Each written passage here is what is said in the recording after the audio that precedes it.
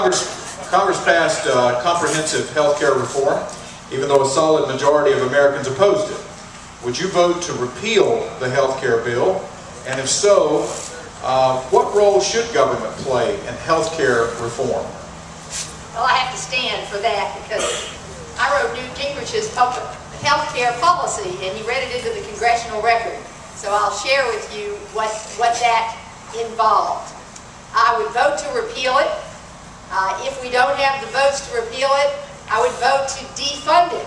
Remember when Reagan was trying to help the freedom fighters in Nicaragua, and the Democrat Congress defunded his efforts? It's when Ollie North started his little underground movement.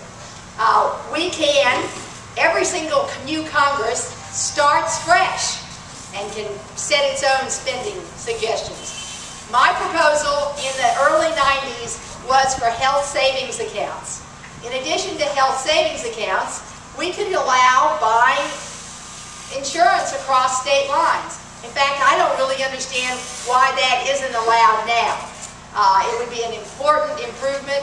I think all of my colleagues here would agree with it. We should have a more free market, not less. Thank you.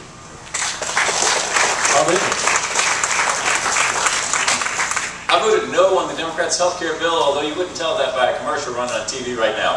But I voted no on the Democrats' health care bill. It's the first issue on that voting record that you'll see there. And so the reason is it's a wrong-headed approach. It's got a continuation of this connection between employment and health care. We want to sever that connection, not further that connection. It's got an unworkable mandate, and it's got an enormously complicated system that won't work. We Republicans have better alternatives. The best is to have 50-state competition among private insurance companies with substantial tort reform. On Tuesday night, we found out that Trey Gowdy could not answer the question in front of the Greenville County Medical Society about tort reform. In fact, he gave us a constitutional lecture, but did not answer the question about whether he'd be for caps. I am for caps in medical malpractice cases. I have voted for caps. I've got a voting record that proves that. Trey Gowdy has got 19% of his money from trial lawyers. No wonder he's opposed to tort reform. Trey Gowdy. Bob, you ought to stop the let's talk and do a let's listen, because I got the transcript from Tuesday night. And I couldn't have been more clear. Punitive damages caps, exemplary damages caps, special damages caps, but no, I don't want Congress capping actual damages. I've got the transcript. I'll be happy to share it with you. This is my health care plan. It is unconstitutional for the federal government to order you to buy health insurance. The individual mandate is unconstitutional. And that is the guts of Henry McMaster and other attorney generals' bid to undo that is the individual mandate. Decouple it from employment, allow us to buy it anywhere in the state. I have written 3 different times on tort reform. My father is a physician and congressman. I have more doctors supporting me than you do. So yes, I am in favor of tort reform.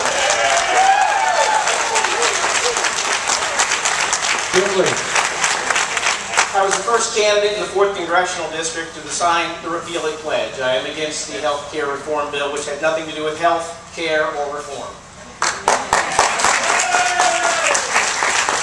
Not only is it unconstitutional, and I'm not a lawyer, but I can read, and based on the Constitution, I don't find any mandate in there to provide health care for our people. But moreover, this is another example of an overreaching federal government that has demonstrated they can't run the post office, Amtrak, Medicare, Medicaid, or the Veterans Administration. And yet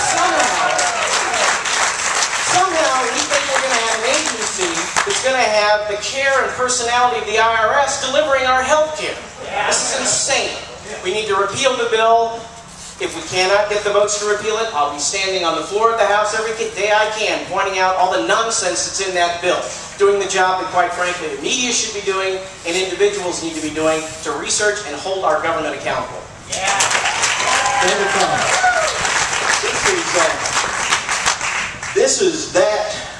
It's not just a straw that breaks the camel's back, it's probably the log that breaks the camel's back. We were already headed toward a vortex of ever-increasing spending. This will take us so out of control that there may be no comeback from it. That's how serious this is. Because the numbers against both the government federally, and that's going to be all of us, as well as the states, we're talking about $1 billion against the state of South Carolina. Nationally, it's going to be the same thing. Is now going to be expected to fall upon the state's shoulders. That's you all. So in every case, in every direction, it's a negative. It will turn into a gridlock system with doctors leaving the system. I've already been meeting with doctors weeks and weeks ago who said, we know we've been told our reimbursements that we're getting from the government for Medicare and Medicaid will be cut, anticipate cuts, yet half of our numbers, half of our budgetary numbers are coming in from that. Now imagine all the doctors, which is about 75%, no longer taking Medicare and Medicaid. That part of the Obama system then collapses. Doctors coming into the system, of course, they don't participate either because they get out of the system. You get a shortage of doctors, you get a squeezing of care, and you get rationing, and that's a death sentence for many people.